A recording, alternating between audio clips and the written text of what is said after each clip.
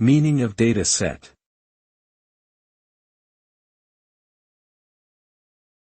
Data set.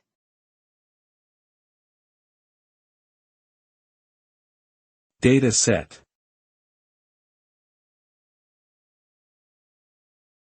Data set.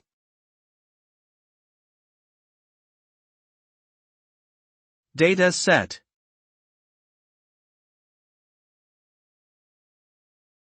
A dataset refers to a collection of data that has been organized or structured in a specific way. It typically includes a range of related information that is stored together for use in analysis, modeling, or other purposes.